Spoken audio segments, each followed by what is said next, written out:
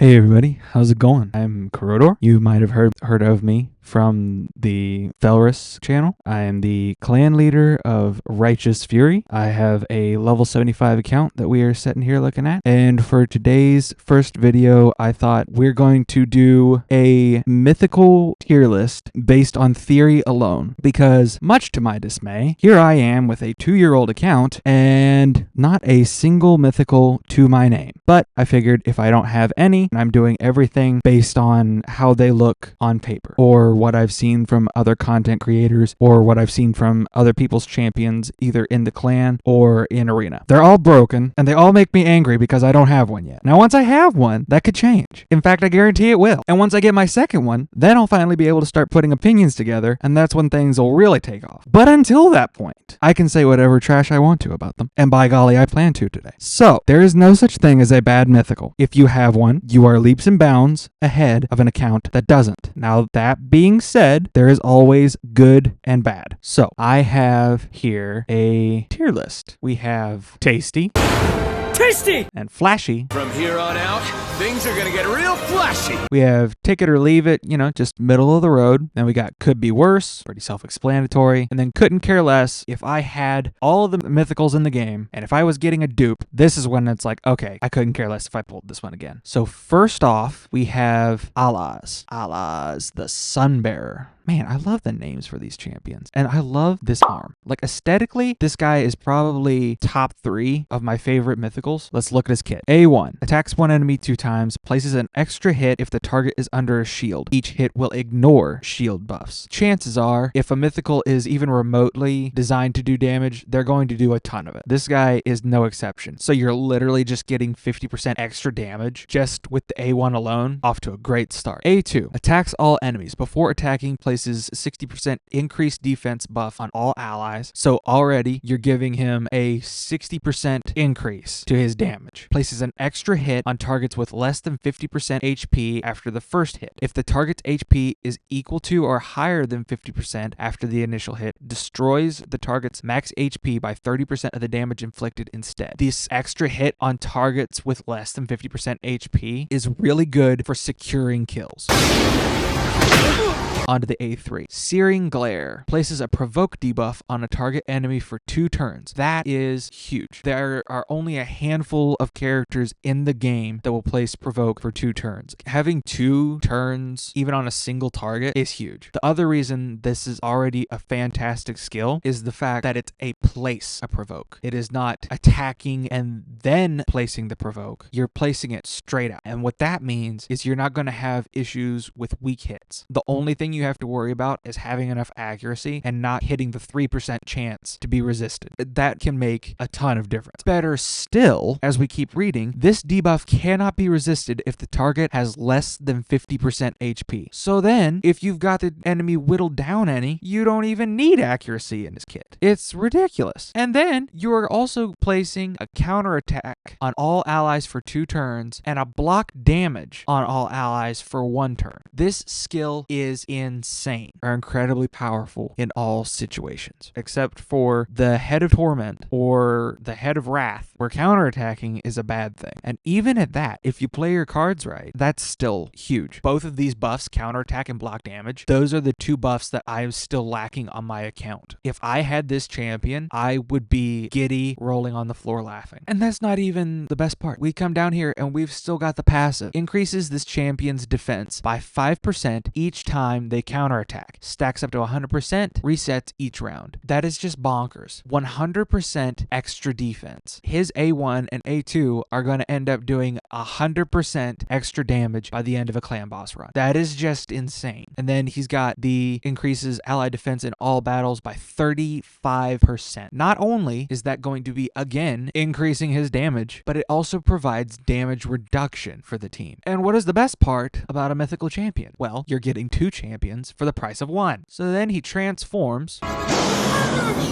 and becomes an HP-based champion. A1 attacks all enemies, places an extra hit on enemies under HP burn. The A2 attacks all enemies, places HP burn for 2 turns. This debuff cannot be resisted by enemies under a stone skin buff. So this is arena-based. Cannot be resisted by enemies under stone skin. I wouldn't recommend personally using this entire form in arena. However, this still has value in waves and boss situations. HP burn does an obscene amount of damage in Demon Lord, Spider, Ice Golem. Anywhere you are fighting more than one enemy, HP burn will serve you well and makes it a lot easier to ignore passives and whatnot that occur by taking damage. But that's not all. He also places a True Fear on all enemies for 1 turn and instantly activates any HP burn on enemies under Stone Skin. Now again, everything except the attack and placement is a PvP move. You're not worried about any of this outside of the arena. And even at that, you're scared to death that that will land in arena because of polymorph. Worst blessing of the game. Plarium, fix it. A3 fully restores all allies destroyed max HP and heals all allies by 30% of this champion's max HP. Also places a strengthen buff and increase resistance on all allies for 2 turns. Not only is he bringing damage, but he is protecting the team and he's healing the team. That's huge. This guy's utility is insane. So you can build him as a damage dealer because the passive here increases this champion's HP by 6 for every 1 defense they have when in their alternate form. Increases the chance of enemy skills not activating when under fear or true fear by 20% while also under HP burn. Again, this part is arena. Don't worry about it. You're building him with a ton of defense in order to maximize his damage. So then you're going to swap over and all of that defense just became HP, which he then uses to heal and deal damage. That's nuts. He's going to have a ton of HP in this form, so that heal is going to be absolutely massive. Not to mention, he's fully restoring all allies destroyed max HP. That is niche, I will admit. However, it can save your life. I can't tell you how many times in a Hydra run I've been worried about the destroyed max HP slowly creeping up. On my account, for a while, I've had Grand Oak Padraig, and on his ally attack, he restores all allies destroyed max HP. This guy trades out the ally attack for going ahead and healing while he's at it. For survivability purposes, this skill is huge. There are very few mythicals that I actually would like to have more than Allah's. So for me, he is an easy tasty. I never said this was going to be a short video, so buckle up, Buttercup. This is mythicals we're talking about. You can't be quick when mythicals are involved. You must take your time. Savor the mythical, because it's the only one that you're going to see for 3 years, unless you're spending $3,000. Up next, we have Androck. Now, I'll be honest, I saw this mythical the first time around, and I was not overly impressed.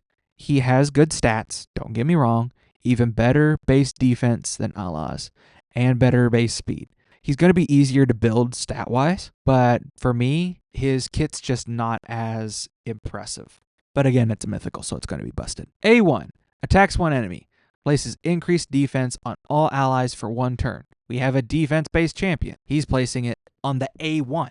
So you are never going to be without that 60% increased damage. A2, attacks all enemies, increases the duration of all ally buffs by 1 turn.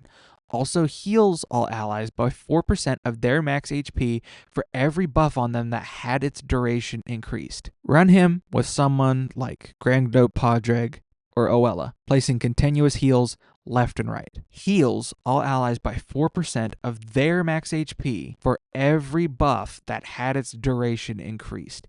You can have up to 10 buffs on a champion at once. That is up to a 40% heal on all allies. A3 places a increased resistance, strengthen, and a continuous heal buff on all allies for 2 turns. Places an additional continuous heal buff on all allies with less than 50% HP for 2 turns. A healer like that is truly exceptional. Then there's the passive. Increases this champion's resistance by 10 for each buff on each ally. If he has all of those buffs stacked up like we talked about for the heal, he is also increasing his resistance by 100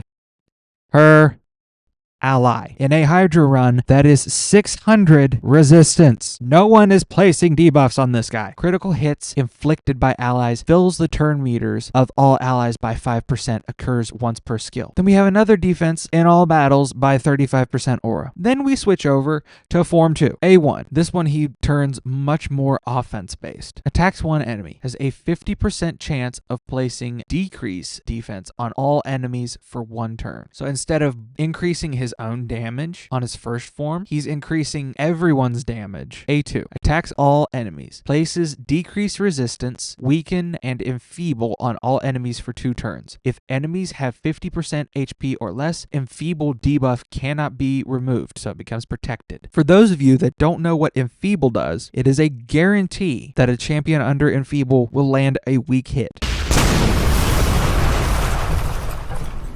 regardless of affinity. And when it first came out, it worked against bosses. Between the A1 and the A2, you are increasing the damage dealt by upwards of 30% for your entire team. I can only ever get decreased defense or weaken in a team. I don't know what's going to happen to my account once I get a champion that can place both, because it's going to be insane. A3 removes all buffs from all enemies. Deals pure damage to each enemy equal to 5% of the target's max HP for each buff removed. This damage cannot be critical. Thank the good Lord, otherwise he'd mop the floor with everything that breathes in this game. Also places a block buffs debuff on all enemies without buffs for 2 turns. For each buff removed, he's just gonna smack the cold tar out of everyone for their own max HP. Your damage, it cannot be reduced. That's insane. Passive increases this champion's accuracy by 10 for each buff on each enemy. Each critical hit inflicted by allies. It decreases the turn meters of all enemies by 5%. So first form, he's making sure that you're taking as many turns as possible. Second form, he decides to just be an annoying little jerk that makes sure you can't take a turn. And suddenly you just don't, your team just doesn't stand a chance anymore. That's the power of Mythicals. Everything that they do matters, and everything that they do is insane. And in my opinion, Androck is... honestly, take it or leave it. He's great, don't get me wrong, but compared to the other Mythicals, I think he's relatively lackluster. Far more focused on supporting from the backline than actually doing much himself. So next, we have Aphidus the Hive Lord. Used to be, this was the only Mythical in the game that I hoped I never pulled. I used to be under the opinion that I would rather have no Mythical than have that Mythical. I don't want that piece of garbage! Come on now. Get that trash off of me, you idiot! Then he got a buff, and now I wouldn't complain at all about having this champion. He is a fantastic damage dealer, attack based, pretty good base attack. He smacks. A1, attacks one enemy, places decreased defense for 2 turns, also places perfect veil on this champion for 1 turn. So he's already making a damage differential on his A1 by causing his enemy to take more damage and causing himself to take less. A2, attacks all enemies. Before attacking, places increase attack on all allies for 2 turns. Will ignore 25% of the target's defense if they are not under a HP burn. Will ignore 50% instead if they are under an HP burn. Then increases the duration of all enemy debuffs by 1 turn. That is insane. And if you play your cards right, he will ignore 100% defense via a Savage or Lethal set plus Helm Smasher. Then he's placing increased attack on all allies before the attack. So he's increasing his damage by 50% before the attack lands. And then he's increasing the duration of all enemy debuffs by 1 turn. The A3 attacks all enemies. Damage increases by 25% against targets under any debuffs. If you are in a situation where your target is not under a single debuff, you are either taking your first turn or you've messed up. Instantly activates any HP burn debuffs on each enemy. That's why we're increasing the duration. If an enemy is not under HP burn, places HP burn for 2 turns. And then passive, each time this champion places an HP burn debuff, decreases the target's defense by 3% up to 30. For each HP burn debuff on the enemy team, increases this champion's crit damage by 10%, stacks up to 100%. You're not going to get that 100% unless you are in Spider. And then whenever an enemy HP burn debuff activates, increases this champion's attack by 5%, stacks up to 50%. And again, you have increased attack on top of it. The amount of stats that this champion racks up is absolutely insane. The aura increases ally attack in all battles by 35%. The amount of attack that this guy can accumulate is just unprecedented. In his ultimate form, he becomes the Scarab King. Well, Scarab King's lanky younger brother. He's in his goth phase, so he's got a lot more spikes. A1. Attacks one enemy. Places increased accuracy on the ally with the highest accuracy for 2 turns and fills their turn meter by 10%. I don't like this A1 because he's putting the increased accuracy on the ally with the highest accuracy. Person with the highest accuracy should already have enough accuracy to do whatever content you're doing. The turn meter fill is nice, but unless you are Carnage, you're not benefiting from this extra accuracy. A2. Attacks all enemies, places stun debuff on all enemies for 1 turn. Good for waves, not usable against bosses. Also places 2 continuous heal buffs on all allies for 2 turns. So if you are about to die, this guy comes in and he gives you a 30% heal for 2 turns. Then on his A3, places a provoke debuff on all enemies for 1 turn. Also places strengthen and increase defense on all allies for 2 turns. Again, more damage reduction, more survivability. Then the passive, when attacked, has a 100% chance of placing a weaken debuff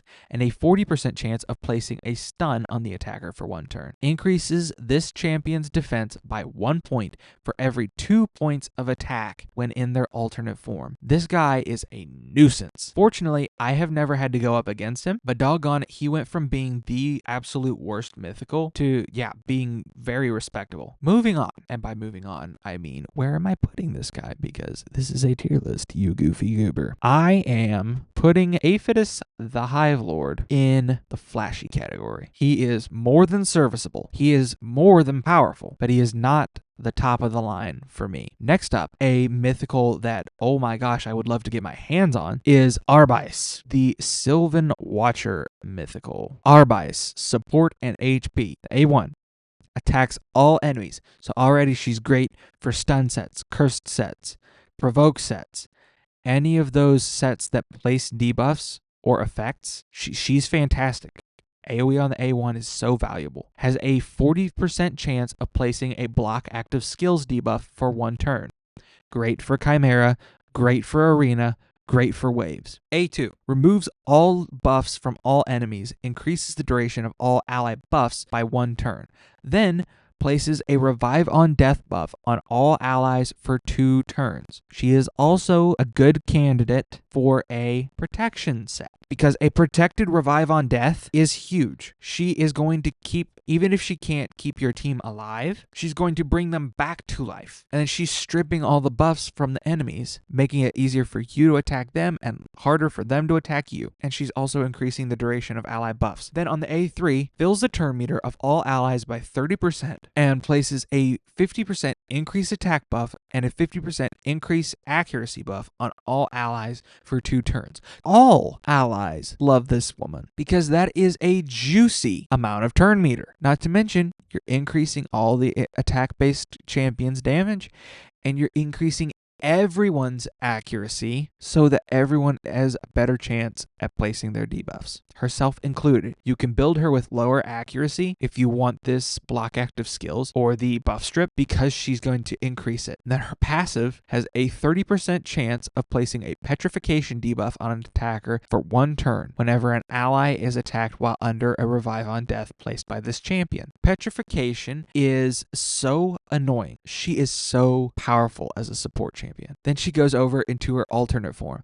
I will be honest, I have never seen anyone use this form. Maybe that's because she's naked and nobody wants to look at that. Money shot, money shot. However, I'm looking at her from the back, so I don't have to worry about that. You don't have to worry about this bum anymore. A1. Attacks one enemy. Decreases the target's turn meter by 30%. Holy crap, that's a lot of turn meter. Then places a continuous heal buff on this champion for 1 turn also places a continuous heal buff on the ally with the lowest HP except this champion for 1 turn. So now she's healing. Earlier, she's saving people from death. After the people have died and revived, she can swap over here, and just with the A1, she's healing somebody by 30%. You take her into like Dark Fae or Fire Knight, and she's keeping the turn meter empty while she's at it. The A2 attacks all enemies, places leech and HP burn for 2 turns. Why is the tree setting things on fire? I don't know, but she is. And we love extra damage, so we're not going to complain. Then she's placing leech, extra healing. Again, we are not going to complain. The A3 places 2 continuous heal buffs on all allies for 2 turns. The amount of healing that this woman is going to produce is unprecedented. Also places taunt on this champion for 2 turns, as well as a stone skin buff for 1 turn. Taunt means that you're never going to have to worry about another champion being targeted by enemy skills unless it's AoE. The passive, when attacked, places a decreased speed debuff on the attacker for 2 turns. Occurs once per hit. Also decreases the damage taken by all allies by 20%. This champion will receive that damage instead. She is protecting your team so much, it's not even funny. Honestly, I can personally see the use case of almost exclusively using this alternate form as a protector and a healer. You start out the battle, the first form, you throw up the revive on death, and then you change over on your next turn, and you're protecting everyone, you're healing everyone. Once those revive on deaths have expired, and you're worried you're about to die, you hop back over real quick, revive on death, buff up if you want to, and then swap back over, and you're back to protection. This champion has so much utility and survivability. She's insane. I don't think people talk about her as much as she deserves. And that is why, you can tell by my glazing, she is tasty. And yes, I know that sounds a little weird that I'm talking about how tasty a woman is. You'll get over it. And I'm going to actually put her in front of Alaz, because as great as Alaz is, she does so much more than him. The only thing that Alaz has going for him is he's supporting and dealing damage at the same time. I do not see why this mythical is hated so much. When I saw him released, I wanted him. And no, that is not just because he's an orc, and orcs are my favorite faction and my most powerful faction. His kit is very unique and, in my opinion, very strong. When I watched people do showcases for this guy when he was released, I was heartbroken because they did not seem at all fair, nor did they seem to focus on what made his kit so good. A1 attacks one enemy 3 times. Already he's good for Fire Knight. Each hit has a 25% chance to increase the duration of a HP burn on the target by 1 turn. That means that this A1 has the chance to make that a 6-turn HP burn. A2 attacks all enemies. Instantly activates all HP burn debuffs on all enemies and allies. You might be wondering, why on earth would I have an HP burn on my allies? You'll find out. And yes, it is a good thing. Whenever a HP burn debuff is activated on an enemy by this skill, decreases their resistance by 10, stacks up to 100. Whenever a HP burn debuff is activated on an ally by this skill, increases their resistance by 10, stacks up to 100. And then fills the turn meter of all allies by 5% for each HP burn debuff activated on enemies. In Hydra, where I think this would be the most useful, you are looking at a 20% turn meter fill on top of the extra damage from the HP burn activation. You're also getting 40 extra resistance each time he's using this skill. That is a lot of resistance, because if you're decreasing theirs, it's just like giving yourself increased accuracy. You're more likely to have your lower accuracy champions place those debuffs. At the same time, increasing your allies' resistance, which means it's even less likely that they are going to get crowd controlled or something annoying like that. A3 places weaken and HP burn on all enemies for 2 turns. Also places a HP burn on all allies for 2 turns. This debuff cannot be blocked or resisted. Fills the turn meter of all allies by 30%. The amount of turn meter that this guy is capable of is crazy, because we're also filling the turn meter for each HP burn activated on his A2. So you're constantly getting turn meter with this guy. And again, I know you're thinking, why the heck do I want HP burn on my allies? HP burn deals damage. Hold on to your britches, because that's when we get to the passive. No matter what it takes, no one shall die here! Each active HP burn debuff placed by this champion increases their max HP by 5%, stacks up to 25%. Big whoop-de-doo. HP burn debuffs placed on on allies, heal them instead of damaging them. So now, when we activate the HP burns on all allies and enemies, we are not only getting a ton of damage, but we are then healing our entire team by 15 to 18%. Then he has increased ally HP in all battles by 35%. I think this guy in this form alone is slept on. Then we go to the form 2. Now, I will admit, he becomes a defense-based damage dealer. Great base defense, but from what I've seen based on the multipliers, his damage just isn't quite there. If he were to get a buff, I think that's where the primary focus is going to end up going, is in boosting the damage on his alternate form. A1 attacks one enemy 2 times. Each hit has a 35% books to a 50% chance of repeating once if the target is under HP burn. That means that could potentially be a 4-time hitting A1. Ouch.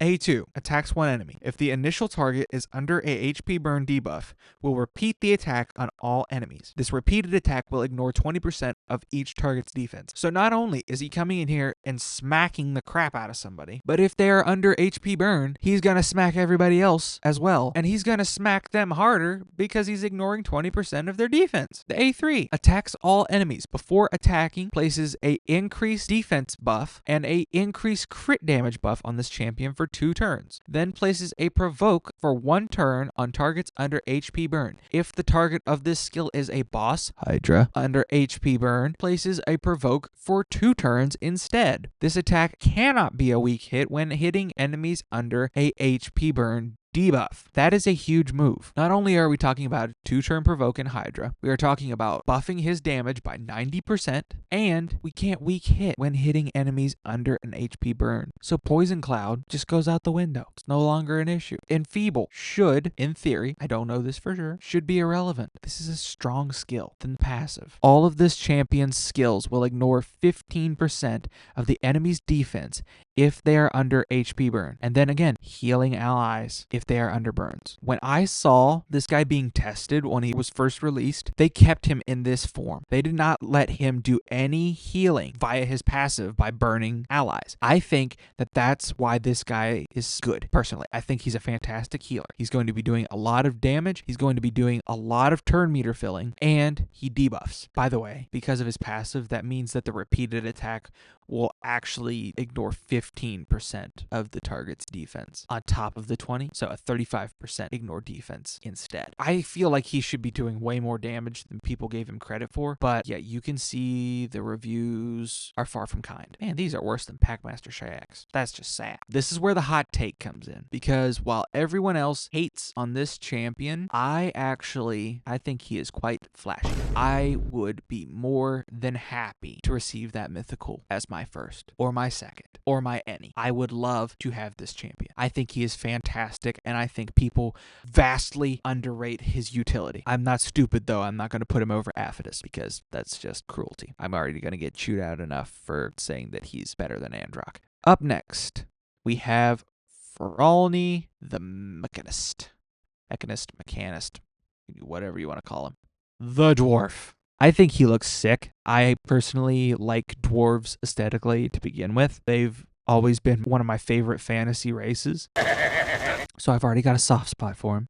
He is a HP-based damage dealer. The A1 attacks one enemy, will ignore 5% of the target's defense for each buff on this champion. So you're talking about potentially 50% ignore defense, which with Helm Smasher and Savage Gear equals 100% true damage. A2 attacks one enemy, steals 2 buffs from a target enemy. This effect cannot be resisted, so he does not need to be built with accuracy to strip buffs. If this attack is critical, repeats the attack once. That means double the hits, and you are stealing 4 buffs from the target. Cannot be resisted. This does a lot of damage. I have been hit with this skill in the arena.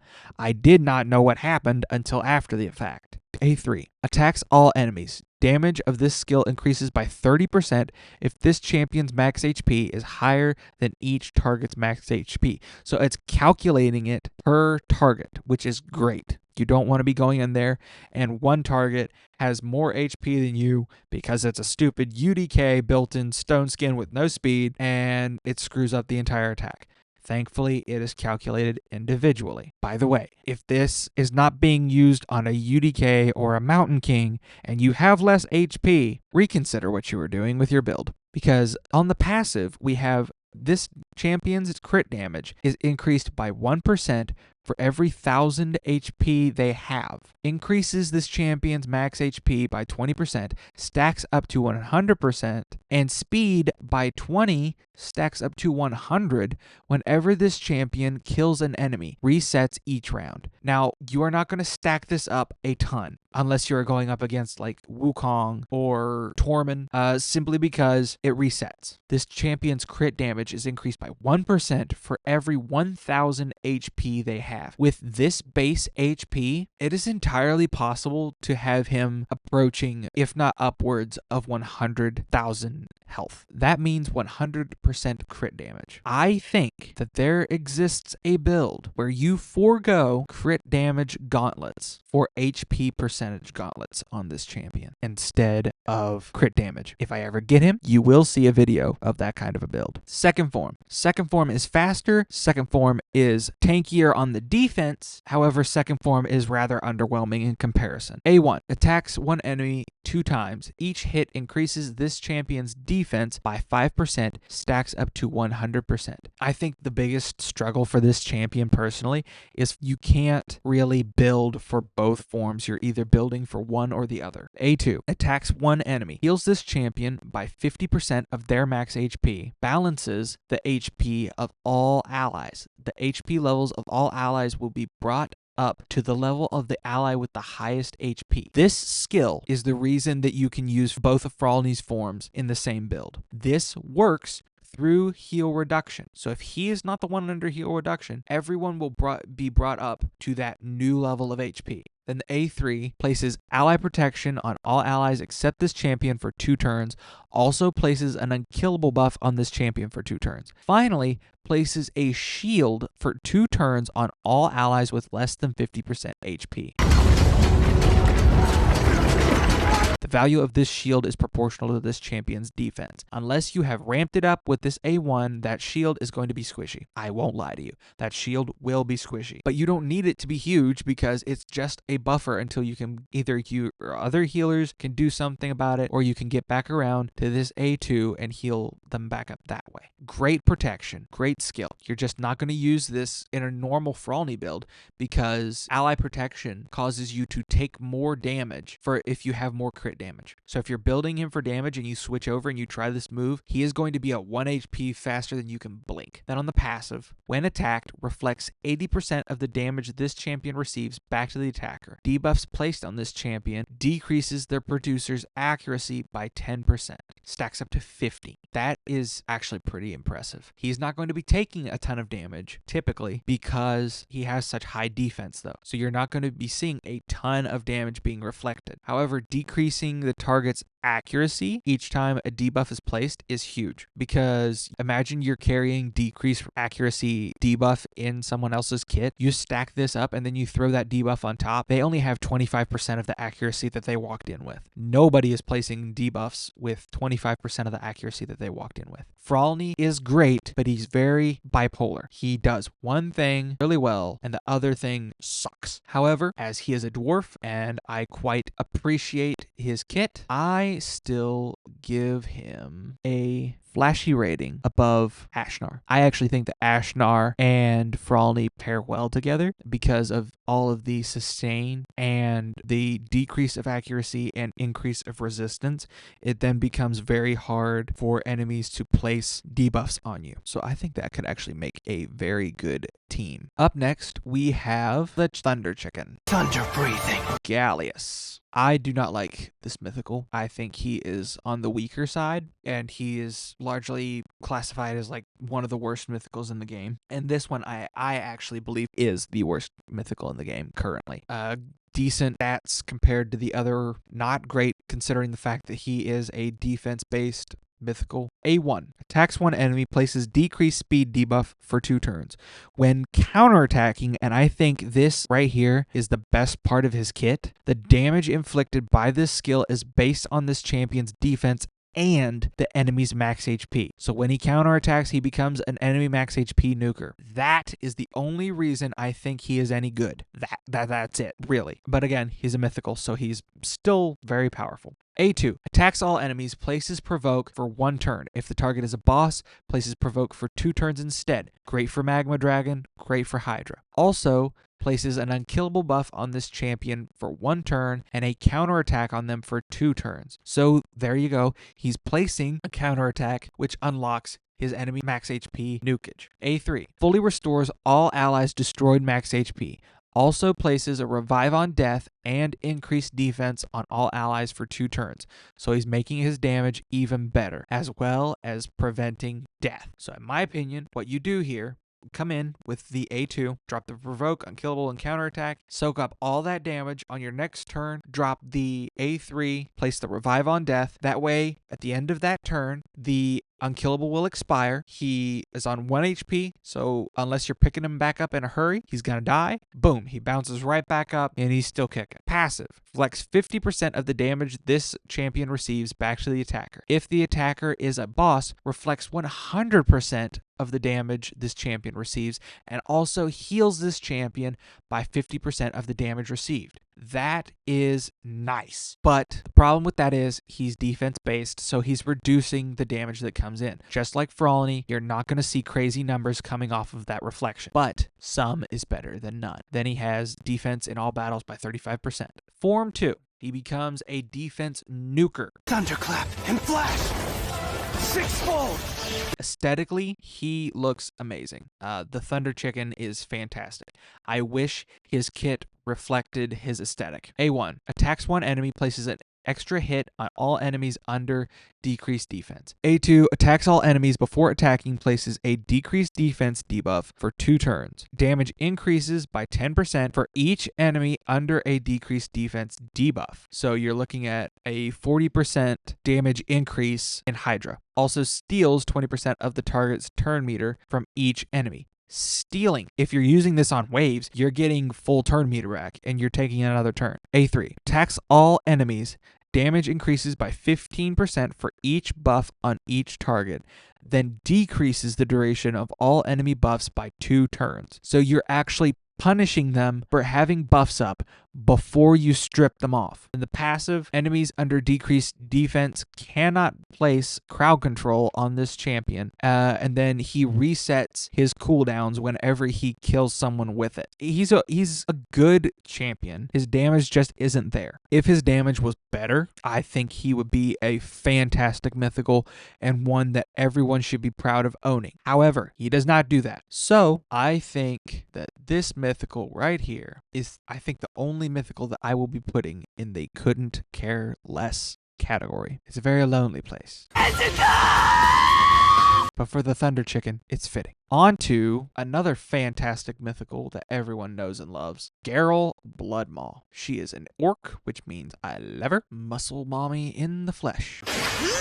HP based, fantastic HP at almost 24k base. Her multipliers are very respectable, especially in her second form. A1. Attacks one enemy, has a 50% chance of increasing the cooldown of a random skill on the target by 2 turns.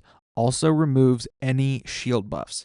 So already she is a lockout champion on the A1. Lockout is fantastic. A2. Attacks all enemies, places a provoke debuff on all enemies for 1 turn, also places an unkillable buff on this champion for 3 turns. This is huge. She's going to eat all the damage. Her A3 removes any blocked buffs from all allies and places ally protection for 2 turns. So she's protecting everyone on top top of already soaking all the damage from provokes. Then she places a shield on all allies equal to 30% of this champion's max HP for 2 turns. She has fantastic max HP. She is going to put out a huge shield. Then the passive, when attacked, decreases the duration of all buffs on the attacker by 1 turn, occurs once per hit. Also, heals all allies except this champion by 50% of the damage taken whenever this champion is hit, occurs once per hit. She is going at the top of my flashy category. She is not tasty. She sweats too much, but she is very flashy. Did you see those horns? Up next, we have a Gizmak. Gizmak is a mythical that honestly is great. Don't get me wrong. He wrecks me in live arena all the stinking time, but he's not the mythical that I'm going to be gawking over. A1, attacks one enemy, increases the duration of any HP burn debuffs on the target by 1 turn. If the target is not under an HP burn debuff, decreases the duration of 2 random buffs on that enemy by 1 turn instead. These effects cannot be resisted if this attack is critical. Then attacks all enemies not under HP burn debuffs except the initial target. Decreases the duration of 2 random buffs. This effect cannot be resisted if the attack is critical. That is the best part of Gizmak's kit. If he is built with 100% crit rate, he cannot be resisted. It's very powerful, as all mythicals are. A2, attacks all enemies. Before attacking, increases the duration of all HP burn debuffs on all enemies by 1 turn. Then instantly activates any HP burn debuffs on each enemy. This effect cannot be resisted if this champion's crit rate is 100% or higher. Finally, increases the duration of all debuffs on all enemies by 1 turn and places decreased speed on all enemies for 2 turns. These effects cannot be resisted if this attack is critical. That is a lot going on. He's increasing and then activating HP burns, also increasing their duration and placing decreased speed on all enemies. Cannot be resisted. It is powerful. This is where things get interesting though, and this is how most people use him. Places a increased crit damage, increased crit rate, and increased speed buff on all allies for 3 turns, then grants an extra turn. It's on all allies, so you're setting up your other nukers. Passive, at the start of the round, places a HP burn debuff on all enemies for 2 turns, occurs once per round, cannot be resisted if this champion's crit rate is 100% or higher. So there's the HP burn that we needed to enable all of this other stuff in his kit. Also, before the start of this champion's turn, has a 50% chance of placing a HP burn debuff on all enemies for 1 turn. Again, cannot be resisted if he's crit capped. So we have the HP burns, we have these nuker stats, we have an extra turn. We are going to the alternate form, where he becomes HP based. We just needed to build him tanky because Beefy McSwole over here is going to use that HP to his full advantage in his second form. A1, attacks one enemy. If this champion's HP or the initial target's HP is equal to or lower than 50%, attacks all enemies instead. Increases the duration of 2 random debuffs on the target by 1 turn. If attacking all enemies, increases the duration of 2 random debuffs on all enemies by 1 turn instead. This effect cannot be resisted if this attack is critical. Interestingly enough, he does damage based on HP and defense. A2, attacks all enemies. Before attacking, places a 60% decreased debuff on all enemies for 2 turns. This debuff cannot be resisted if the target is under a HP burn, which we placed with his passive. Places an extra hit on enemies under HP burn debuffs, then grants an extra turn if this attack kills an enemy. This move smacks. I have never survived this skill in live arena.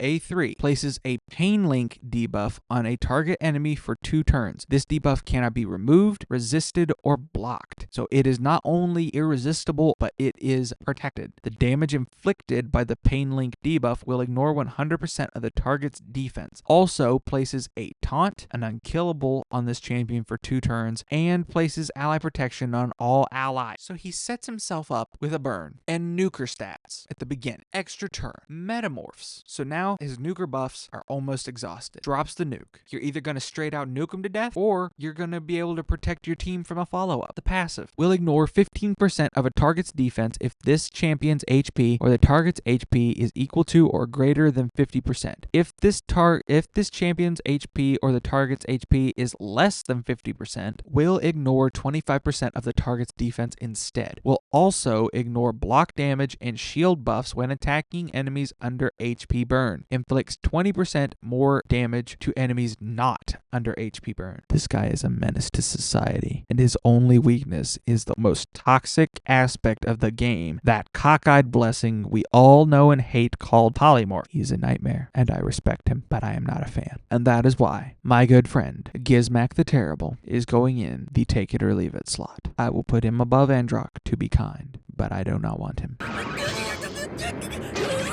What I'm going to do is do 2 more mythicals, and we are going to make this a 2-part video. That means we got 2 mythicals left to go. Our next candidate is Lazarius, the Lizzie Lizard. Hey, what's up? I'm like Lizzie, okay? Like Lizzie Lizard. Like, what's your name, little man? I know a lot of people talk this champion up, and I know he has a lot of potential.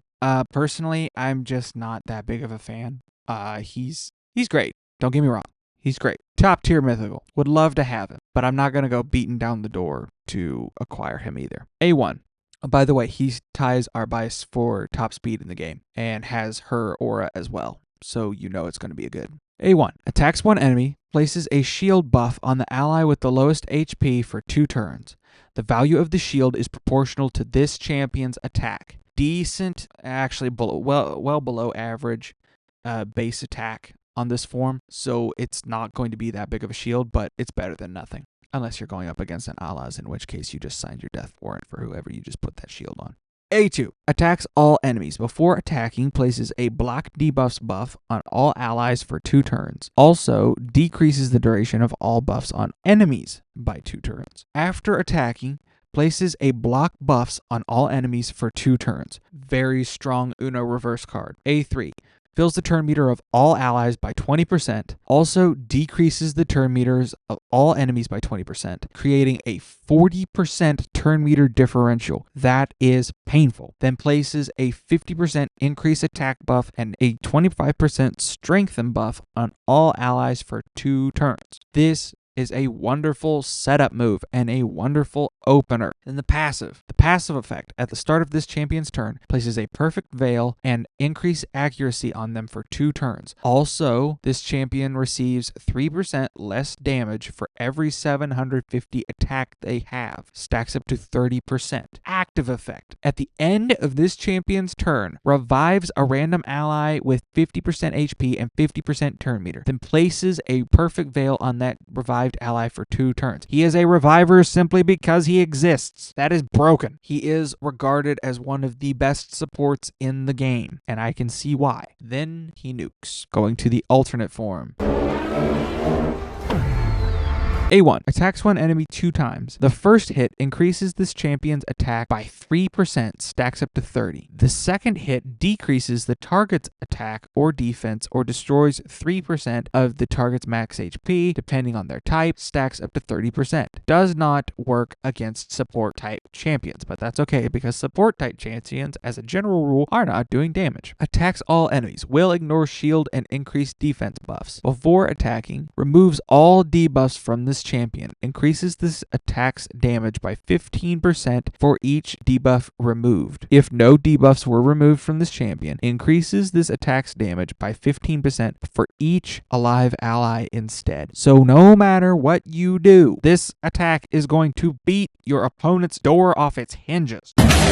Because it's going to be increasing its damage regardless of your situation, as well as ignoring buffs. A3. Attacks one enemy 2 times. Will ignore ally protection, strengthen, and shield, as well as 30% of the target's defense. Before attacking, steals 50% of the target's turn meter. This effect cannot be resisted. So you can build this schmuck with 0 accuracy if you are using him as a nuker, which honestly I don't know why you wouldn't be. The passive. At the start of this champion's turn, places increase attack and increase crit damage for 2 turns. Active effect. increases the cooldown of all enemy skills by 2 turns whenever this champion kills an enemy. If this champion kills 2 or more enemies in a single attack, this effect will only activate once, and it cannot be resisted. So then, he is also a panic-induced lockout champion.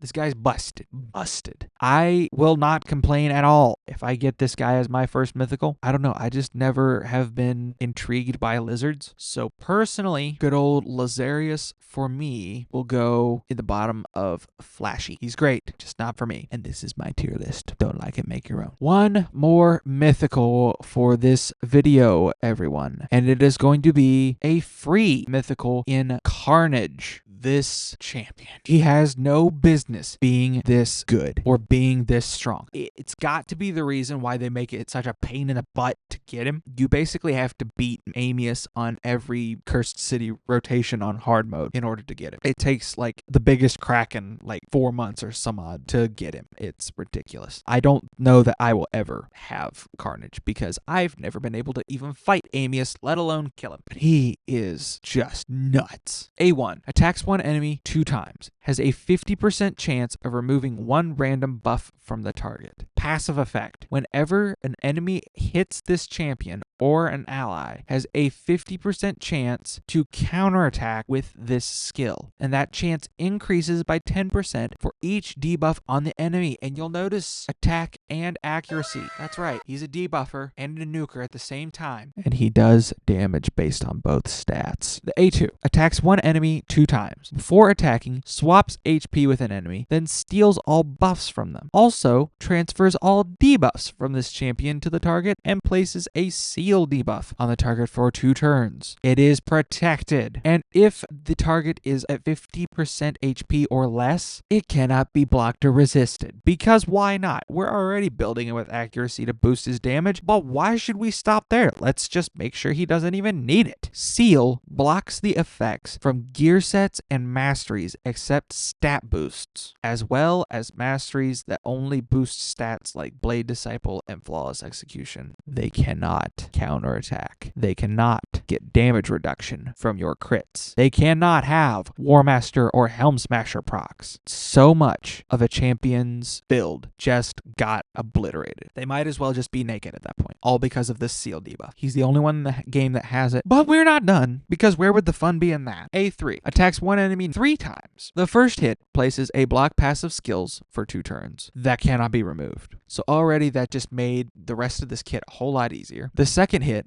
places a block active skills for 2 turns. This debuff cannot be removed. You literally might as well have just made all of the enemy champions naked and under provoke. You get nothing. You lose.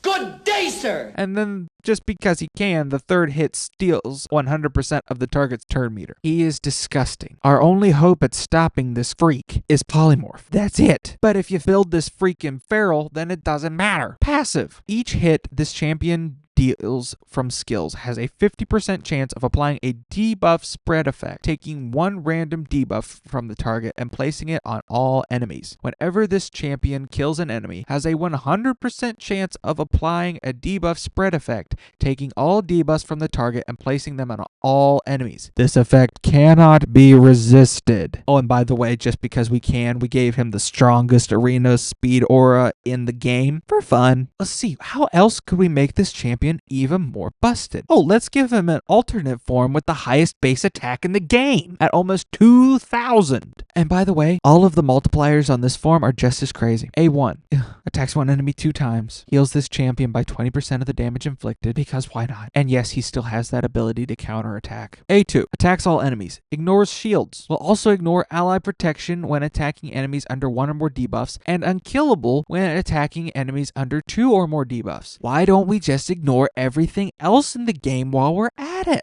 A3 attacks all enemies 2 times. If a target is killed by this skill while under 3 or more debuffs, places a block revive. Also heals this champion by 30% of the damage dealt, because why not? And just when you think, oh wow, this guy's insane, he does a lot of damage, look at this, he looks like a freak from hell.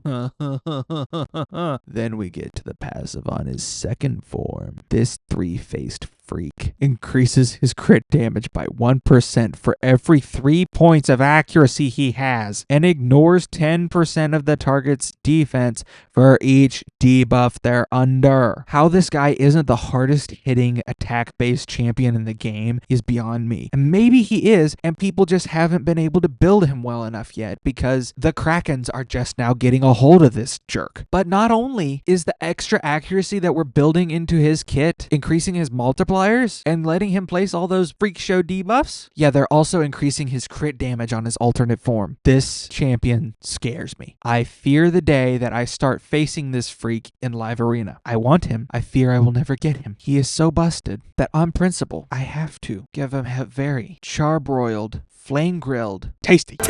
I want him. Well, ladies and gentlemen, this is going to wrap up my pilot video, my intro, your intro to my channel. Hope you all come back for the part 2. Hope you all enjoy the rest of your day and the rest of your doom scroll. And until next time, see ya.